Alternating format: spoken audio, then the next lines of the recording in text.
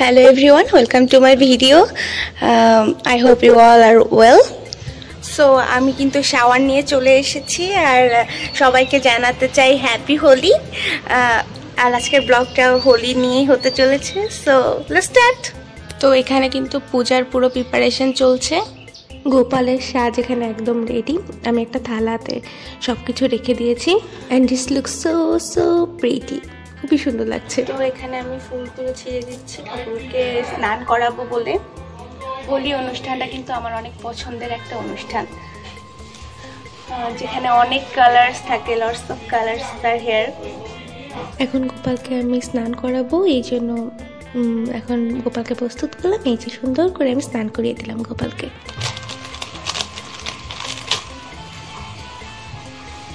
এই যে নতুন জামা গোপালের। বরাবরই গোপালকে সাজাতে কিন্তু আমার অনেক ভালো লাগে। ছোটোকাল থেকে আমি গোপালকে সাজাতে চাইতাম, আর এখন আমি সবসময় গোপালকে সবসময় আমিই সাজাই। আর এই যে বাকি ডেকোরেশনগুলো দিদি স্টার্ট করে দিল করা। খুবই সুন্দর লাগছে না আমাদের গোপালকে। আর এখন এই তো রঙগুলো রাখার জন্য আবিরগুলো রাখার জন্য আমরা সুন্দর যেই মাটির কি বলে ছোট ছোট বাটিগুলো আছে সেগুলো বের করলাম। আর এখানে কিন্তু প্রত্যেকটা বাটিতে যে কালারগুলো দেখছি সেগুলো আমার নিজে হাতে করা।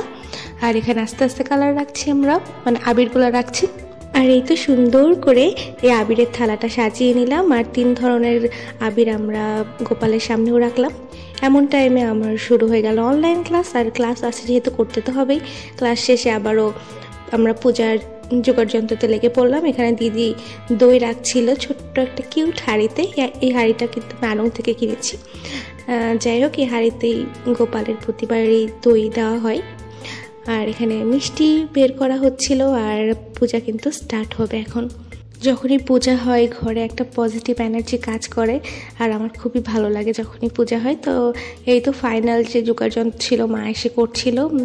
এখানে মা লুচি বানিয়েছে, তারপরে সুজি বানিয়েছে, তো এই মিষ্টি ক্ষীর সব কিছুই দেওয়া হয়েছে। এখন পূজাটা শুরু হওয়াটাই বাকি আছে। তো এই তো পূজা শুরু হয়ে গেল। আমরা পূজা টুজা করার পরে গোপালকে আবির দিলাম প্রথমে। তারপর আমরা সবাইও একটু করে হোলি খেললাম।